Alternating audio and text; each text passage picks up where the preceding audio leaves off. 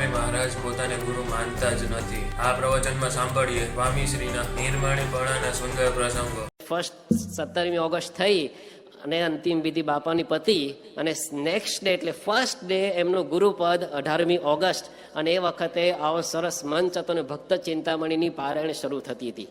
જેમ યોગી બાપા ધામ સ્વધામ પધારેલા અને એ વખતે વિવેક સાગર સ્વામી ભક્ત ચિંતામણીની પારાયણ કરેલી, એવી જ રીતે બાપા ધામમાં પધારે તો વિવેક સાગર સ્વામીને મુખે એક તો બાપા ધામમાં પધાર્યા હોય અને આવી ભક્ત પિક્ચરની અદભુત પારાયણ આખો હોલ ભરાયેલો હતો અને બધા કેટલા બધા હરિભક્તો પરદેશથી પણ આવેલા બધા રોકાયેલા હતા. અને મહંત સ્વામી મહારાજ એ પહેલાં એ સભામાં પધારવાના હતા, પહેલાં એમના આશીર્વાદ હતા, પારાયણ પૂજન વિધિ, પછી વિવેક સાગર સ્વામી શરૂઆત કરવાના હતા પારાયણની.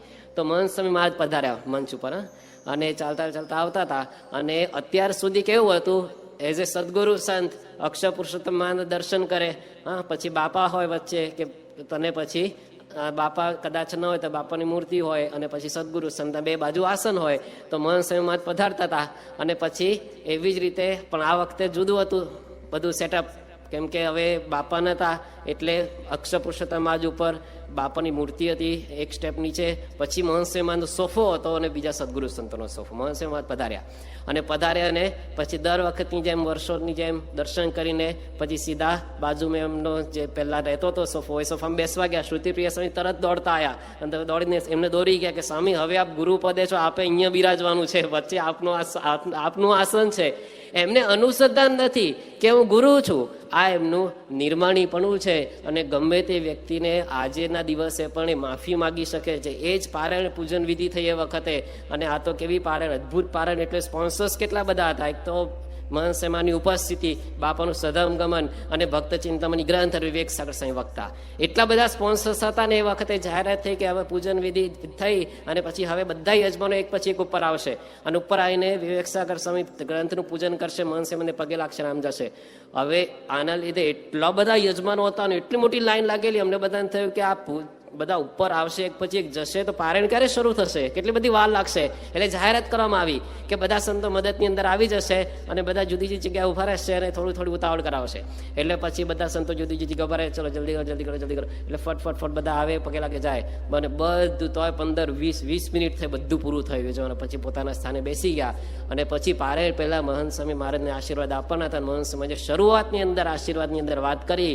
મહંત સ્વામી મહારાજ કે હમણાં બધા ઝડપથી આવ્યા ગયા એટલે અવિવેક થયો, દુભાયા હશો તો માફ કરજો. પહેલા જ ગુરુ પદે ગુરુ શિષ્યોની, હરિભક્તોની માફી માગે છે.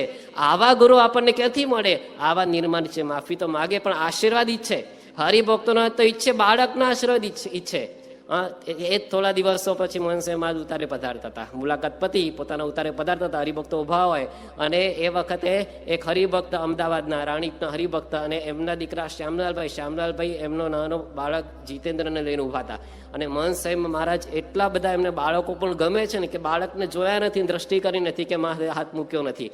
અને એ વખતે મહંત સ્વામી મહારાજ ત્યાંથી આવી રીતે પસાર થતા તો ઉભા રહી ગયા અને આ જીતેન્દ્રને જોયો હતો. અને મહંત સ્વામી મહારાજે એકદમ માથે અને પ્રેમથી હાથ મૂક્યો, વાલ કર્યું. તો હવે બાળકો ઘણા છે ને રિસ્પોન્સિવ હોય છે, જેવું આપણે કરીએ એવું કરે. તો મહંત સ્વામી મહારાજે હાથ મૂકે ને તો આ જીતેન્દ્રએ પણ હાથ ઊંચો કર્યો. તો મહંત સ્વામી મહારાજ નીચે નમ્યા અને એ નીચે નમ્યા તો એના પપ્પાએ તરત એના બાળકને પાછો ખેંચી લીધો. તો મહંત સ્વામી મહારાજ શું કે મુખ મહંત સ્વામી કે મુખ હાથ. તો બાળકના પણ આશીર્વાદ ઈચ્છે એટલા નિર્માણી ગુણો આપણને પ્રાપ્ત થયા છે. બધા જ ગુણો તમે જો, ધર્મ, જ્ઞાન, વૈરાગ્ય, ભક્તિ, ધર્મ, નિયમ ધર્મની કેટલી બધી દ્રઢતા છે. મુંબઈની અંદર એક દિવસ હતા અને એક સંત ફોન લઈને આવ્યા, ચાલુ ફોન લઈને.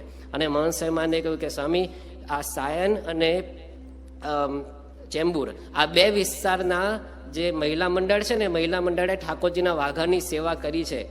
તો આ રેકોર્ડિંગ ચાલુ છે, આશીર્વાદ આપવા છે. એટલે મહંત સ્વામીને આશ્ચર્ય સાથે વ્યક્ત કર્યું. મહંત સ્વામી કે મહિલા મંડળને ફોન ઉપર તો એઝ એ નિયમ ધર્મ વાત ના થાય. તો એ પેલા સંતને તરત લાટ થઈ કે ભાઈ એમનાથી ભૂલ થઈ છે બોલવામાં. અને ખરેખર પછી એમને સ્પષ્ટતા કરી કે સ્વામી એ સેવા આપનાર, મહિલા મંડળની સેવા મંદિરે આપવા માટે આવેલા છે હરિભક્ત અને સુનિલભાઈ એ સેવા આપવા આવ્યા છે. તો એમને આશીર્વાદ આપવા છે. મહંત સ્વામી કે હાલાવો. પછી ફોન ઉપર આશીર્વાદ આપ્યા કે તમે આવી રીતે સેવા આપવા માટે આવ્યા છો એટલે તમારે આશીર્વાદ છે. પણ કહેવાનું શું કે નિયમ ધર્મની અંદર એવું જ જ્ઞાન, એકદમ આત્મા પરમાત્માનું જ્ઞાન એમને દ્રઢ છે. હમણાં થોડા દિવસ પહેલા અમદાવાદની અંદર ઠંડી હતી, તો મહંત સ્વામી મહારાજને વિનંતી કરી કે ટોપી પહેરે તો સારું, બા ઠાકોરજીના દર્શન આવે તો. હવે એમને આખી જિંદગી શાલ અને ટોપી પહેરી જ નથી. ગમે તેટલી ઠંડી હોય, ગમે ત્યાં હોય, દેશ હોય કે પરદેશ હોય, ક્યારેય શાલ ટોપી પહેરી નથી. અને એ પણ તો બહુ આગ્રહ કર્યો ને, તો પછી પૂજ્ય ત્યાગોલક સ્વામીના થ્રુ આગ્રહ કરાવડાયો. પછી પહેરી અને પછી દર્શને ગયા. પછી એક સંતે કહ્યું, વિવેકજન સ્વામી ત્યાં નીચે રંગમંડપની અંદર, કે આ પહેલી વખતે ટોપીની અંદર દર્શન થયા. મહંત કે બીજી વખત પહેરી છે. એક વખત સ્પેશિયલ ટ્રેન વખતે પહેરી હતી, પણ બહુ ફાઇની 15 મિનિટમાં કાઢી નાખીને આજે બીજી વખત પહેરી. તો એમનું કેટલા આત્મનિષ્ઠ પુરુષ છે એ આપણને ખ્યાલ આવે. વૈરાગ્ય પણ એમને એટલો જ દ્રઢ. અત્યાર સુધી એમના જમવાની અંદર એમના આત્મ સ્વરૂપ સ્વામી બહુ સરસ ગમત કરે છે મહંત સ્વામી મહારાજ પાસે, કે સ્વામી તમે મીઠાવાળી રસોઈ જમો તો તમે જમ્યા પછી થાળ પ્રસાદીનો હોય ને તો એ અમે પ્રસાદી પૂરી કરી શકીએ. આ મીઠા વગરની રસોઈમાંથી એનો પ્રસાદ અમારે લેવાતો નથી, ભાવતો નથી.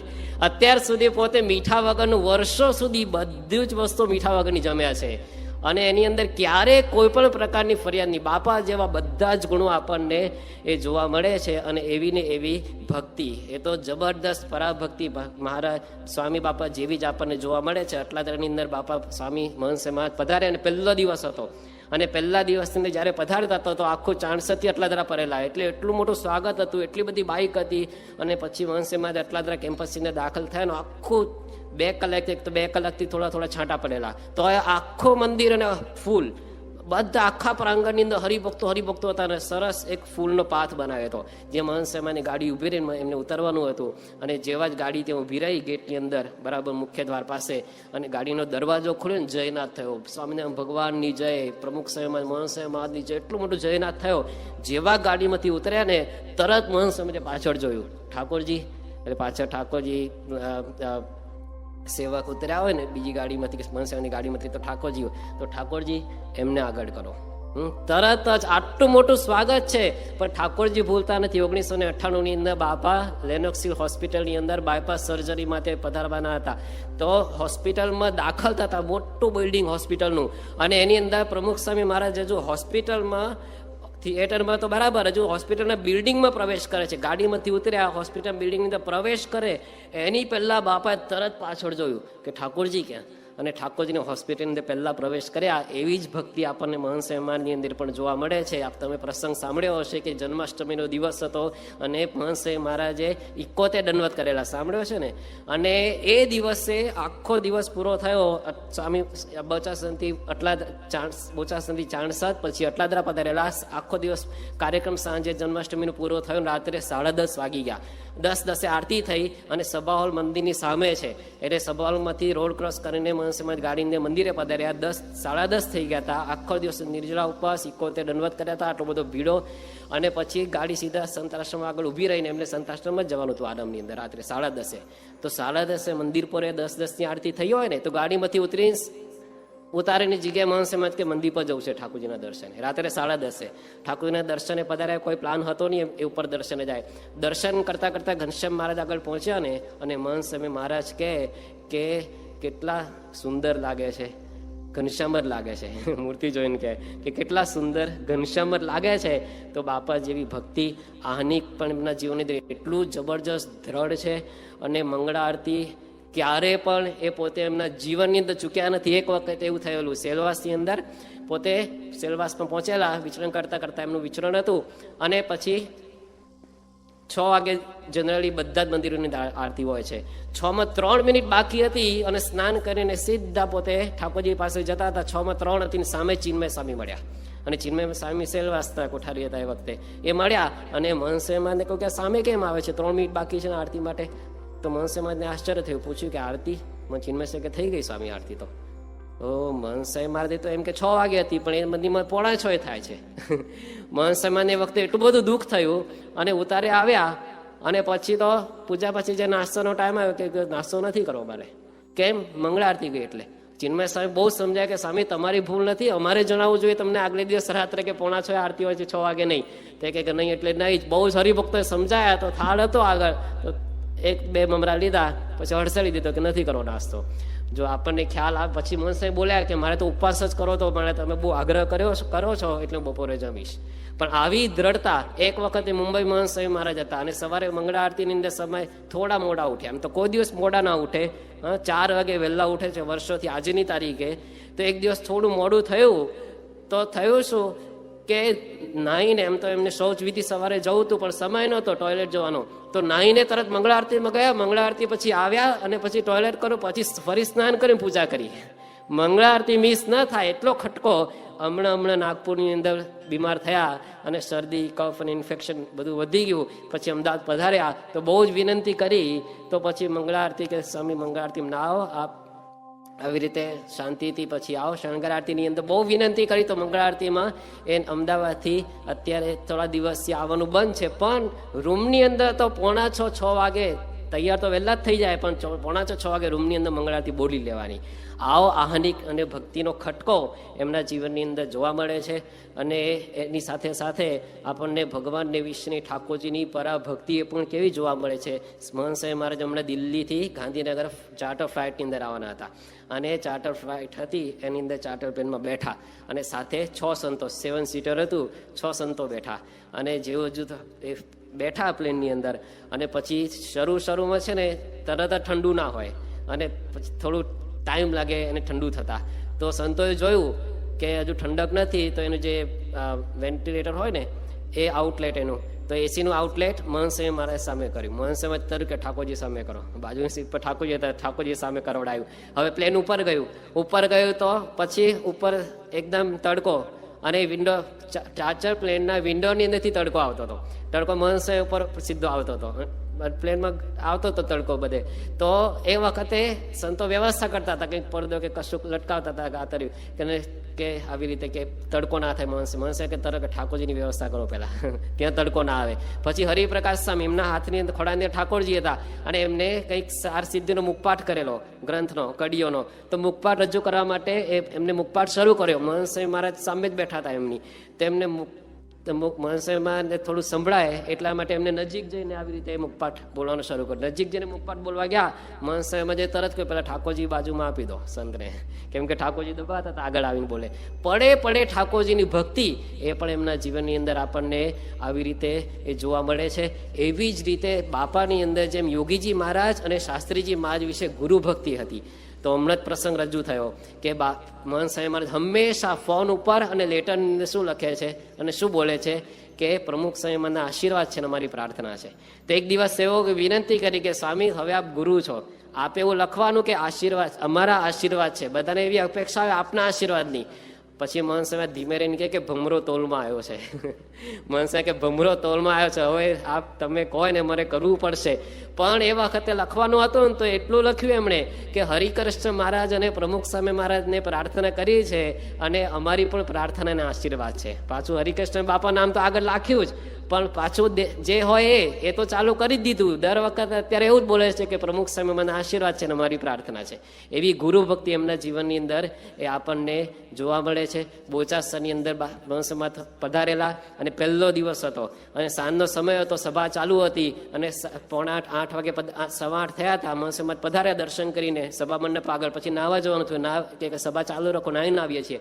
પછી પોતે નાહીને પધાર્યા સભાની અંદર અને 8:30 થયા હતા. અને જેવા સ્ટેજ પર આવ્યા ને, સ્ટેજનું સેટઅપ એવું હતું કે અક્ષર પુરુષોત્તમ મહારાજ અને પછી એક પાટ હતી એના ઉપર મહંસમાનો સોફો હતો અને એ પાટની બાજુમાં એટલે એક સ્ટેપ નીચે સ્ટેજ ઉપર બાપાનું સોફા ઉપર બાપાની મૂર્તિ હતી અને મહંસમાજ પધાર્યા. અને એમને તો મહારાજના દર્શન કરીને બેસવાનું હતું, મહંસમાજ ના બેઠા. આખી વ્યવસ્થા ફેરવડાવી. મહંસમાજ કે બાપાનો સોફો છે ને એ અહીંયા મૂકો વચ્ચે, એક સ્ટેપ ઉપર જે પ્લેટફોર્મ હતું એના ઉપર, અને મારો સોફો ત્યાં એક સ્ટેપ નીચે ત્યાં મૂકો. આવી ગુરુ ભક્તિ એમણે એમના જીવનની અંદર એ આપણને જોવા મળે છે. હરિભક્તો પ્રત્યે કેવી આત્મીયતા છે એ પણ આપણને જોવા મળે છે. એક હરિભક્તને મહંત સાહેબ એક વખત બોલેલા થોડા દિવસ પહેલા કે હું એકને એટેન્ડ કરું છું. હવે કેવી રીતે આપણને એકને એટેન્ડ કરે છે? રૂમમાંથી નીકળે, ઠાકોરજીના દર્શને પધારે, સભામાં પધારે, એકને હાથ જોડવાના. એ પણ આપણે પણ અનુભવ્યો છે ને. બધા ઉપર નજર, એક પણ ઉપર નજર ના ફરી હોય ને એમને એવું બન્યું નથી. એ ગમે તે ખૂણે હોય પણ ઊભો હોય ને અને મહંસમાં એ બાજુ ફરીને એમના પર દ્રષ્ટિ કરી જ લે. દરેકને પોતે એટેન્ડ કરે છે અને દરેકને મળવાની એમને પણ ઉમંગ છે. જેમ અમૃત મહોત્સવની અંદર બાપા 95ની અંદર બોલેલા, બાપા આશીર્વાદની અંદર મુખ્ય આશીર્વાદ, અમૃત દિનના મુખ્ય આશીર્વાદ, હજારો હરિભક્તો સભામાં હતા. બાપા શું બોલેલા કે મને તમને બધાનું મળવાનું મન થાય છે. તમને બધાને પણ એમ જ છે કે હું પણ સ્વામીને મળું, એમ કરીને બાપા ગડગડા થઈ ગયા થોડી સેકન્ડો સુધી. પછી બાપાએ શું કહ્યું કે મને પણ એમ થાય છે કે હું બધાને મળું, પણ હવે સત્સંગ બહુ મોટો વધી ગયો છે. એમ થોડા દિવસ પહેલા બ્રહ્મવત્સલ સ્વામી મહંસેમાને પ્રશ્ન પૂછ્યો કે ધર્મધુરા ધારણ કરી આપે, ત્યારબાદ કાર્યનો ભાર વધી ગયો, તો એવું આપણને અનુભવાય છે. અને સ્વાભાવિક છે ને, કાર્યભાર તો કેટલો બધો વધી જાય. ગુરુપદ, આખા લાખો હરિભક્તોના ગુરુ, આટલી મોટી સંસ્થાનો વહીવટ, કેટલો બધો કાર્યભાર વધી જાય. અને સંત સ્વામી તો કહેતા કે આ ગાદી કેવી છે, અહીંયા કોઈ એક અઠવાડિયું પર બેસે ને ગાદી ઉપર તો ગુણાતીત ન તો ગાંડો થઈ જાય એવી આ ગાદી છે. ગુણાતીત હોય ને એ જ આ ગાદી સહન કરી શકે એવી આ ગાદી છે. તો સ્વામીને આ પૂછું ને કે તમને કાર્યભાર જેવો અનુભવાય છે? મહંત સ્વામી મારે કહે કે કાંઈ લાગતું નથી. સ્વામી કે કાંઈ લાગતું નથી. મહારાજ સ્વામી બધું કાર્ય કરે છે ને એ જ કરવાના છે, પણ એક વાત મનમાં રહ્યા કરે છે. હવે જો મહંત સ્વામી મારે શું કહે, એક વાત મનમાં રહ્યા કરે છે કે બધાને મળી શકાતું નથી, બધાને મળી શકાતું નથી. હવે દૂરથી મળવાનું થઈ ગયું, નજીકનું કટ થઈ ગયું. અને પછી ફરી થોડી વાતો ચાલી અને સંતોએ કહ્યું કે તમારે બોલવાનું બહુ ઓછું. કેમ? મહંત સ્વામી કે હા, પહેલેથી કે વગર કામનું શું બોલવું. પણ પછી ફરી એમની આત્મીયતા જો ફરી ભક્તવત્સલતા બહાર આવી ગઈ. એમણે કહ્યું કે હવે બાળકોને મળવાનું ઓછું થઈ ગયું. શું કહે છે? અમે બાળકોને મળવાનું ઓછું થઈ ગયું. તો આ એમની અંતરની ભાવના છે કે હું બધાને સત્સંગ આટલો મોટો વધી ગયો એટલે બાળકો હરિભક્તો એમને હું મળી શકતો નથી. આ એમના અંતરની ભાવના છે. અને એટલા માટે એમનો આવો ને આવો દાસભાવ બધા માટે છે. નડિયાદની અંદર કાર્ય છાત્રના જે યુવકો હતા ને એમને કવ્વાલી રજૂ કરી. જે કવ્વાલી એમણે 2002ની અંદર પ્રમુખ સ્વામી મહારાજ સમક્ષ કરેલી, જે આપને યાદ હશે કે આ સૂરજ પૂછે છે, આ ચાંદો પૂછે છે, ગગનમાં ચમકતા સિતારા પૂછે છે, પ્રમુખ સ્વામી કોણ છે. આ એક કવ્વાલી તો છાત્રને ફરી રજૂ કરી મહંત સ્વામી મહારાજ આગળ. અને પછી આ કવ્વાલી રજૂ કરીને શું કહ્યું ખબર છે કે અમે બાપાને એ વખતે પૂછેલું કે આ બધા સૃષ્ટિના બધા સર્જકો પૂછે છે પ્રમુખ સ્વામી કોણ છે, તો કોણ છે પ્રમુખ સ્વામી? એ વખતે માઇક ઉપર બોલેલા પ્રમુખ સ્વામી મહારાજ કે હું ભગવાનનો ભક્ત છું અને જોગી માનો શિષ્ય છું અને ભગવાન સ્વામિનારાયણના અમે સાધુ છીએ. એવી રીતે આજે અમે આપને પ્રશ્ન પૂછીએ છીએ. મહંત સ્વામી મહારાજે કહ્યું કે આપ કોણ છો? હા, મહંત સ્વામી મહારાજ શું છે? તરત જ મહંત સ્વામી મહારાજ બોલ્યા કે દાસના દાસ. આ દાસત્વ ભાવ એ મહંત સ્વામી મહારાજની અંદર એટલો દ્રઢ છે. એટલા માટે હરિભક્તોને હંમેશા પોતે હાથ જોડે છે અને હંમેશા એમના જીવનની અંદર એ પ્રકારની એવી દિવ્ય દ્રષ્ટિ અને નિર્દોષ બુદ્ધિની દ્રષ્ટિ બધા માટે છે. ભાવનગરની અંદર મહંત સ્વામી મહારાજ હતા અને પ્રદક્ષિણા ત્યાંની છે ને મોટી પ્રદક્ષિણા ભાવનગર આખા મંદિરની પ્રદક્ષિણા, અને એ લિંક થાય સંત આશ્રમને પછી. તો મહંત સ્વામી દર્શન કરીને ત્યાંથી આવતા હતા અને લિંક થાય ને ત્યાં એક નાનો લોખંડનો બ્રિજ છે અને મહંત સ્વામી દરરોજ પધારે ને ત્યાં તો હરિભક્તો તો જ્યાં સ્પોટ મળે ત્યાં બધા ઉભા હોય દર્શન કરવા માટે. ત્યાં પણ એક ગ્રુપનો હરિભક્તોનો ગ્રુપ હોય જ કે લોખંડના બ્રિજ પરથી પાસ છે ને સંત આશ્રમમાં જતા હતા. તો દરરોજનો ક્રમ હતો આ. અને એ સંત આશ્રમમાં જતા લોખંડના બ્રિજ પરથી એક દિવસ પાસ થયા અને બધા હરિભક્તોને એઝ યુઝ્યુઅલ બધાને હાથ જોડતા જાય, બધાને દ્રષ્ટિ. તો અને સ્વાભાવિક છે બધાને દ્રષ્ટિ મેળવવાની હોય તો પછી એમની સ્પીડ સ્લો થઈ જાય. હા, જેમ પૂજા કરવાની પોણો કલાક થાય ને એમને 40-45 મિનિટ, એવી રીતે પૂજા પછી ઠાકોરજીના દર્શને જાય ને પછી મળતા પોતાનો ઉતારે જાય ને એમાં 45 મિનિટ થાય. કેમ આટલી વાર લાગે છે? એમની આત્મીયતા એવી છે કે દરેકને નજરમાં નજર દ્રષ્ટિ કરી લે છે, દરેકને.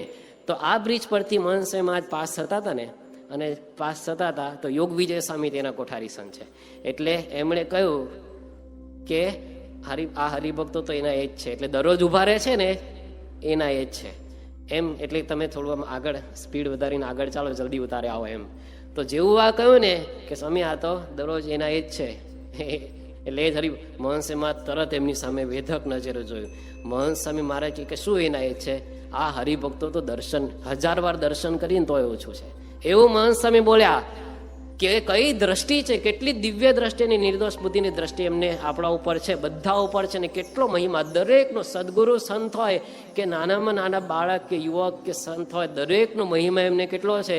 પૂજ્ય ત્યાગવલ્લભ સ્વામી એક વખત આવી રીતે સ્ટેજ પર હાર પહેરાવવા માટે આવ્યા અને મહંત સ્વામીમાં આપણે જોયું છે કે સદગુરુ સંત એમાં નીચે નમીને પગે લાગે છે. તો ત્યાગવલ્લભ સ્વામીને પર હાર પહેરાવાયા, તો હાર પહેર્યો પછી પગે લાગ્યા. તો ગાડીમાં સેવક સંતે પૂછ્યું કે સ્વામી આપ ત્યાગવલ્લભ સ્વામીને પગે કેમ લાગ્યા? તરત સ્વામી શું બોલ્યા ખબર છે મહંત સ્વામી? કે ત્યાગવલ્લભ સ્વામી છે ને મહાપુરુષ છે, ત્યાગવલ્લભ સ્વામી મહાપુરુષ છે. એવી રીતે કોઠારી બાપા કોઈક અમેરિકામાં હતા, મહંત સ્વામી મહારાજ અહીંયા હતા અને ગુરુપદે મહંત સ્વામી મહારાજ આવી ગયા હતા. તો કોઠારી બાપાનો જન્મદિવસ હતો. તો ત્યાંના સંતોએ કોઠારી બાપ ફોન જોડ્યો મહંત સ્વામી મહારાજને અને એ ફોન કોઠારી બાપાને આપ્યો. તો કોઠારી બાપાએ મહંત સ્વામી ફોન ઉપર પહેલું જ વાક્ય કહ્યું કે સ્વામી આશીર્વાદ આપો. તો મહંત સ્વામી મહારાજ શું કે ખબર છે? કોને આશીર્વાદ આપે? મહંત સ્વામી કે કોને આશીર્વાદ આપે? અને પછી કોઠારી બાપાએ ફરી કહ્યું કે સ્વામી આશીર્વાદ આપો અને કે સારામાં સારી સેવા ભક્તિ થાય અને આપને રાજી કરી શકીએ. કોઠારી બાપા મહંત સ્વામી મહારાજને કહે છે. હા, તો મહંત સ્વામી મહારાજ એ વખતે હસ્યા અને મહંત સ્વામી મહારાજ કે કાંઈ કહેવાનું નથી કે બધું એમને તો યોગી બાપાને રાજી કર્યા છે. મહંત સ્વામી કે કાંઈ કહેવાનું નથી. અને પછી ફરી કહ્યું કે દ્રષ્ટિ રાખજો ફોન ઉપર. કોઠારી બાપા કે મહંત સ્વામી મહારાજ કે હવે સુઈ જાઓ, બહુ ભીડો બેઠો છો ત્યાં. તો આવો એમનો કેટલો અંદર રિસ્પેક્ટ કેટલો છે સદગુરુ સંતોનો. અને મહંત સ્વામી મહારાજે એકબીજા પ્રત્યે આપણને ખ્યાલ આવે. એક વખતે ડૉક્ટર સ્વામી માટે સદગુરુ સંત અને મહંત સ્વામી મહારાજે એમના સેવક સંતને એમની પૂરી થયેલી ટૂથપેસ્ટ આપી. સેવક સંતે મહંત સ્વામી મહારાજે કહ્યું કે આ ટૂથપેસ્ટ છે પૂરી થઈ ગઈ છે ને તમે ડૉક્ટર સ્વામીને બતાવી આવો. એમને પૂછો કેટલા માર્ક મળે? ડૉક્ટર સ્વામી છે ને બહુ કરકસરવાળા, એકદમ ચીવટવાળા, કરકસરવાળા. તો એ ટૂથપેસ્ટ સેવક સંત મહંત સ્વામીના સેવક સંત ડૉક્ટર સ્વામી પાસે ગયા અને બતાવી કે આ ખાલી થઈ ગઈ છે આ ટૂથપેસ્ટ, એટલે એમાં બાકી રહી નથી ને એ દ્રષ્ટિથી કેટલા માર્ક તમે આપો? મહંત સ્વામી મારે કે 80%. 80%. એટલે સેવક સંત પાછા આવ્યા અને એને ડૉક્ટર સ્વામી એવું પણ કહ્યું કે 80%. અને પછી ડૉક્ટર સ્વામી કહે કે હજુ પણ આની અંદર પેસ્ટ છે, નીકળી શકે એમ છે. એટલે સેવક સંત મહંત સ્વામી મારી પાસે લઈને આવ્યા અને શું કહ્યું કે ડૉક્ટર સ્વામી 80% આપ્યા અને આવું કહ્યું છે કે હજુ એની અંદર પેસ્ટ છે અને તમે કાપો ને ટૂથપેસ્ટને તો એની અંદરથી પેસ્ટ નીકળે, એ પણ વપરાય. તો મહંત સ્વામીમાં શું બોલ્યા ખબર છે? કે આપણે હવેથી એવું કરજો, એટલે ટૂથપેસ્ટને કાપજો પૂરી થઈ જાય એટલે પછી એ પેસ્ટ કેટલી નીકળે છે આપણે વાપરવાની. કેમ કે આપણે ડૉક્ટર સ્વામી પાસેથી 100% લેવાના છે. કોણ બોલે છે? મહંત સ્વામી માં જ કહે છે કે આપણે ડૉક્ટર સ્વામી પાસેથી 100% લેવાના છે. આવો તો મહિમા અને દિવ્યની દ્રષ્ટિ એ બધા માટે છે. મુનિઓત્સવ સ્વામી પ્રસંગ મહંત સ્વામી મને યાદ કરાયો હતો કે 1997ની સાલ હતી અને હું આપની સાથે પરદેશ યાત્રાની અંદર જોડાયેલો અને આપણે ફિજી ટાપુ પર ગયા હતા. ફિજી આઇલેન્ડ છે ટાપુ, ત્યાં આપણે ગયા હતા. અને આપે મને આજ્ઞા એવી કરી હતી કે હવે તમે આ એક ટાપુ ઉપર જાઓ હરિભક્તોને ત્યાં રાજી કરવા. તો હું ત્યાં ગયો તો મુનિઓત્સવ સ્વામી કે, અને પછી એ ટાપુમાં વિચરણ કરીને પાછો આવ્યો ને તો આપ રાહ જોતા હતા. અને પછી હું આવ્યો તો મહંત સ્વામી મહારાજે દંડવત ચાલુ કરી દીધા. કોને? મુનિવત્સવ સ્વામીને. અને પછી મુનિવત્સવ સ્વામીએ કહ્યું કે આવું કેમ આપે કરેલું? પછી તેને રોકી લીધા. મુનિવત્સવ સ્વામી કહ્યું કે સ્વામી આવું કેમ? તો એ વખતે મહંત સ્વામી મહારાજ બોલ્યા કે તમે આવી રીતે ભીડો વેઠીને આવ્યા અને તે સેવા કરીને આવ્યા, સત્સંગ કરાવીને આવ્યા, તો તમારે દંડવત કરવા જોઈએ ને અમારે. તો સંતને પણ દંડવત કરે એવા આપણા ગુરુ યુવકને પણ દંડવત કરે. આનંદ વિહારી સ્વામી પ્રસંગ યાદ કરે કે 1997ની સાલની અંદર એ યુવકમાં હતા, એટલે કિશોર એજ હશે એ વખતે. અને મહંત સ્વામી મહારાજ એક ગામમાં પહોંચ્યા, સાથે ફરતા હતા અને અગાઉ જઈને આ યુવકે કિશોરે બાથરૂમ સાફ કરી દીધેલી, બધો ઉતારો સાફ કરી દીધો. મહંત સ્વામી મહારાજ પધાર્યા, પછી નાવા ગયા, નાહીને બહાર આવ્યા. તો પછી કહે છે કે હું અંદર ગયો, આ યુવક કહે છે આનંદ વિહારી સ્વામી કે હું અંદર ગયો અને આપનો કટકો ધોવા માટે, અને પછી હું બહાર નીકળ્યો ને આપનો કટકો ધોવા માટે તો આપ મેં જોયું કે દંડવત કરતા હતા બાથરૂમ સાઈડ. તો પછી મેં પૂછ્યું કે સ્વામી કેમ આ બાજુ બાથરૂમને દંડવત કરો છો? હવે એની અંદર પોતે હતા યુવક આનંદ વિહારી સ્વામી કિશોર એજની અંદર. તો મહંત સ્વામી મહારાજ કહે કે આજે નિર્જળા ઉપવાસ છે તમારો, તમે મુંબઈથી ઠેઠ આવ્યો છો અને આવો ભીડો વીઠીની સેવા કરો છો, તો યોગી બાપા પણ બહુ રાજી થતા આવી રીતે, એટલા માટે તમને દંડવત કરું છું.